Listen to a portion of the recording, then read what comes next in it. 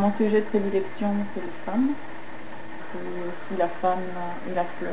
C'est un motif que je me suis approprié et que j'aime bien réutiliser.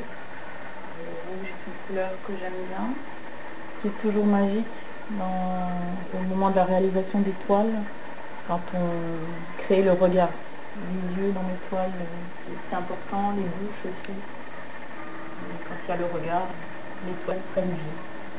Une femme un peu différente, peut-être un ange, chose un peu plus irréel peut-être, un regard qui s'échappe, qui laisse ouvert. Et puis là aussi, quelque chose que j'aime bien, les spirales. On en retrouve aussi dans plusieurs de mes toiles. J'utilise très peu de peinture en fait, je peins beaucoup plus à sec, j'utilise mes doigts, les bouts de mes pinceaux, je gratte, je frotte, je fais pas mal de bruit quand je peins d'ailleurs.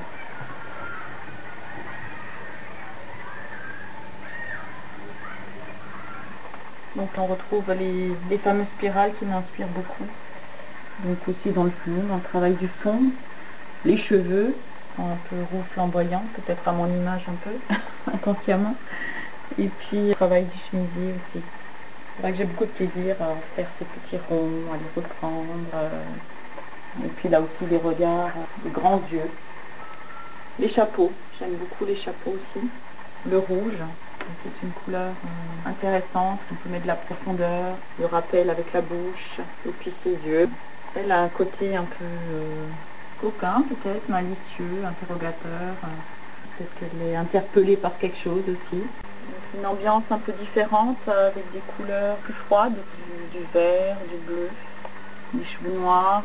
Du coup, l'ambiance est peut-être un peu plus mystérieuse, moins chaude. Elle a un regard aussi, elle observe quelque chose, on peut s'interroger. Une femme qui lit, un livre, le blanc aussi, le contraste avec le fond. Un fond aussi qui est assez gratté avec pas mal de sous-couches pour faire apparaître les premières couches, ressortir des ombres. Mais il n'a pas de regard. Le regard est tourné vers le livre.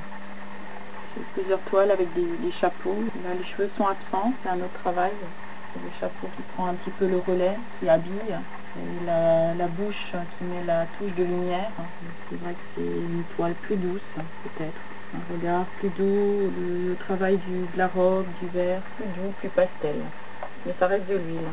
Encore un chapeau, encore un regard interrogateur, peut-être une ambiance un peu plus sombre, les couleurs sont plus foncées. C'est vrai que c'est toujours la bouche qui fera la tache de couleur. On peut s'interroger, qu'est-ce qu'elle regarde, qu'est-ce qu'elle observe, qu'est-ce qu'elle a vu, qu'est-ce qu'elle est en train de voir. À chacun d'y mettre ce qu'il y ressent.